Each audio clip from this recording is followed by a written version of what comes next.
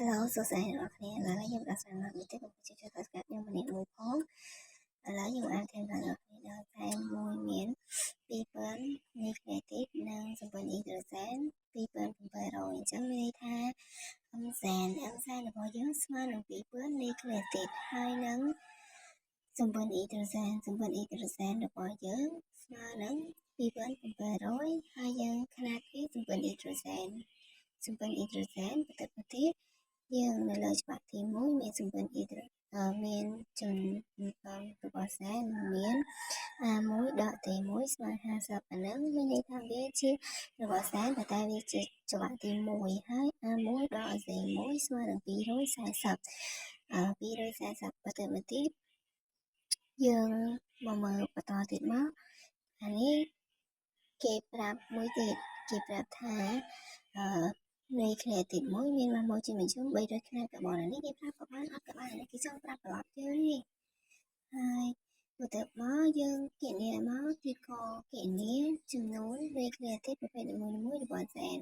គណនាចំនួននៃ creative ប្រភេទនីមួយៗរបស់សែនចឹងមានថាយើងរក ATCC មកដូចហើយ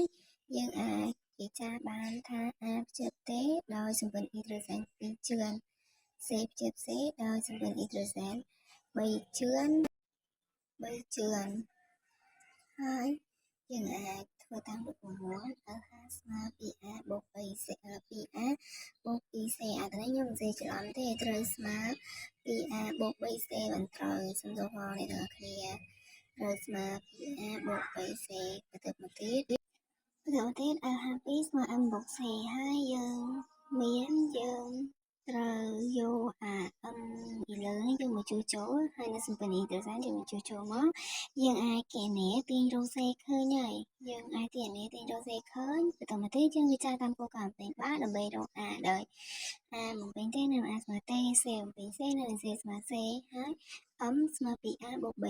2C អានេះឯងដែលយើងអាចនឹងច្រឡំជាមួយសម្ព័ន្ធ hydrogen ព្រោះវាថាខុសគ្នាតែ A1 2 A1 3ប៉ុណ្្នឹងឯងហើយយើងដាក់ A ស្មើ M លើ2ដក C មក C ក៏យើងរកឃើញ M ក៏យើងមានយើងជួសចូលមកឃើញ300ហើយយើងឆ្លើយដូចនេះផងបន្តមកទៀតខនេះឲ្យគណនាចំនួននៃ creative ប្រភេទនីមួយៗនៅលើច្បាប់ម្ខាងមានតែគណនា A1 T1 C1 C1 ហើយយើងវិចារតាមគោលការណ៍ពេញបាទដែរមកតាម A ស្មើទេនៅ A ស្មើ C C ស្មើ C នៅ C ស្មើ C A ស្មើទេស្មើ A1 បូក T1 ស្មើ A1 បូក T1 ហើយដែលយើងរកឃើញនៅខាងនោះយើងយកមកដាក់ស្មើ300ស្មើ A1 បូក T1 យើងតាំងជាសមីការទី1ហើយអានេះប្រធានដែលគេឲ្យហ្នឹង A1 ដក T1 ស្មើ50តាំងជាសមីការទី2យើងយកមកជួបគ្នា T នឹង T អស់សល់ A បូក A ស្មើ 2A ស្មើ350មើលឲ្យយើងទាញរក A មកឃើញ175នៃ creative នៃនេះខ្ញុំតាំងនៃ creative តែខ្ញុំបានសេពេញហើយយើងយកវាមកជួសជុលក្នុងសមីការទី1ដដែលមកយើងឃើញ T1 ហើយ T1 ស្មើ125នុយបន្តមកទៀតយើងដាក់តាម C ស្មើ C ស្មើ C1 បូក C1 យើងបាន700ដោយសារនេះ C យើងរកឃើញលើហ្នឹងយើងរកឃើញ800បន្ទាប់យើងតាំងជាសមីការទី1ហើយអានេះយើងដូចប្រាប់ដែលគេប្រាប់ C1 ដល់ C1 ស្មើ240យើងយកវាមកផ្ទឹមគ្នាមក C និង C អត់ហើយ C1 បូក C1 ស្មើ 2C1 យើងទាញរក